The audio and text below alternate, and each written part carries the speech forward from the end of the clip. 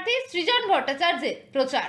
আজ রাজ্যে চতুর্থ দফার ভোট, আগামী 1 জুন রাজ্যে শেষ দফার ভোট। এই মুহূর্তে নির্বাচনী প্রচার চলছে জোর কদমে। আর তারই মাঝে যাদবপুর লোকসভা কেন্দ্রে সিপিআইএম এর প্রার্থী সৃজন ভট্টাচার্য সকালবেলা বারুইপুর পদ্মপুকুর কাছারিবাজার এলাকায় প্রচার শুরু করলেন ব্যবসায়ীদের কাছে গিয়ে।